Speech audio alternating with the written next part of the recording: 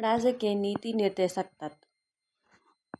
भारतीय संविधान के भाग 4 36 से 51 के तहत राज्य की नीति निर्देशक तत्वों का प्रावधान किया गया है। भारतीय संविधान में नीति निर्देशक तत्व आयरलैंड के संविधान से प्रेरित है। नीति निर्देशक तत्व की प्राकृतिक अनुच्छेद 37 से स्पष्ट होती है। इसके मुख्य पक्ष निम्नलिखित है। नीति निर्देशक तत्वों के उपबंध न्यायालय द्वारा लागू नहीं है।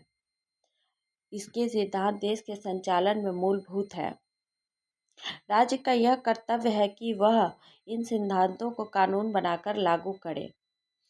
अनुच्छेद 38 के अनुसार राज्य लोक कल्याण की अभिवृद्धि के लिए सामाजिक व्यवस्था बनाएगा। अनुच्छेद 39 में राज्य द्वारा अनुस्मरणीय कुछ नीति निर्देशक तत्व है, जैसे पुरुष स्त्री को समान रूप से आजीविका प्राप्त हो, भौतिक संसाधनों का वितरणकारी न्याय उपलब्ध हो, आर्थिक विकेंद्रीकरण हो, पुरुष और स्त्री के समान कार्य के लिए समान वेतन प्राप्त हो, बालकों हेतु कल्याणपरक कार्य आदि। अनुच्छेद 39 क में समान न्याय तथा निःशुल्क विधिक सहायता का प्रावधान है। अनुच्छेद 40 के अनुसार राज्य ग्राम पंचायतों के गठन का प्रयास करेगा। अनुच्छेद 41 के अनुसार राज्य कुछ दशाओं में काम, शिक्षा तथा लोक सहायता पाने के अधिकार को प्राप्त कराने का प्रभावी उपबंध करेगा। अनुच्छेद 42 के अनुसार राज्य काम की न्याय संगत और मनोवांछित दशा तथा प्रसूति सहायता के लिए प्रावधान करेगा। अनुच्छेद 43 के अनुसार राज्य कामगारों को उचित मजदूरी और कुटीर उद्योगों के संवर्धन करने का प्रयास करेगा।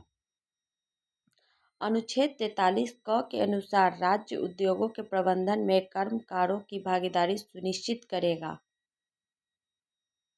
अनुच्छेद 44 के अनुसार राज्य भारत के संपूर्ण राज्य क्षेत्र में नागरिकों के लिए एक सिविल संहिता लागू करने का प्रयास करेगा।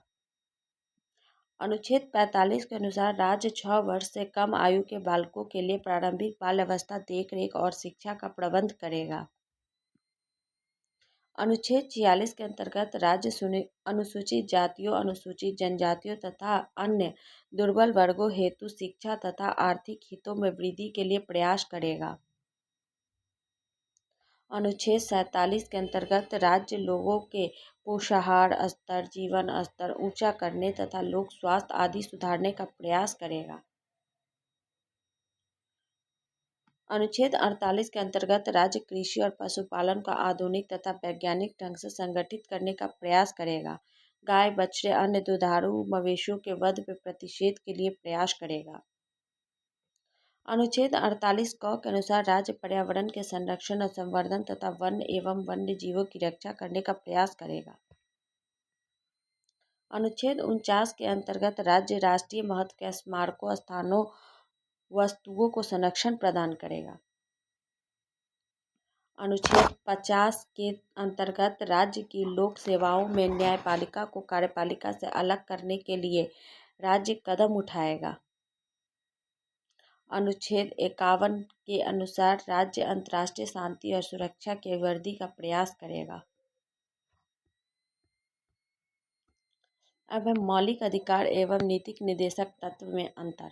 मौलिक अधिकार और नीति निर्देशक तत्व। मौलिक अधिकार भारतीय संविधान के भाग 3 में उल्लेखित है। वही नीति निर्देशक तत्व भारतीय संविधान के भाग 4 में उल्लेखित है। मौलिक अधिकार अमेरिका से प्रेरित है। नीति निर्देशक तत्व आयरलैंड से प्रेरित है। मौलिक अधिकार की प्रवृत्ति नकारात्मक है। नीति निर्देशक तत्व की प्रवृत्ति सकारात्मक है। मौलिक अधिकार वाद्य योग्य है। इनके उल्लंघन पर न्यायालय द्वारा इन्हें लागू कराया जाता है। नीति निर्देशक तत्व गैर वाद्य योग्य है। इन्हें न्यायालय द्वारा लागू नहीं कराया जा सकता। मौलिक अधिकार कानूनी रूप से मान्य है। नीति निर्देशक तत्व नैतिक एवं राजनीतिक मान्यता है। मौलिक अधिकार लागू करने के लिए विधान की आवश्यकता नहीं। नीति निर्देशक तत्व लागू करने के लिए विधान बनाने की आवश्यकता है। मौलिक अधिकार व्यक्तिगत कल्याण को प्रोत्साहन देता है। नीति निर्देशक तत्व समाज एवं आर्थिक कल्याण के लिए है। मौलिक अधिकार नागरिकों को स्वतः प्राप्त है। मौलिक नीति निर्देशक तत्व सरकार द्वारा लागू करने के बाद नागरिकों को प्राप्त है।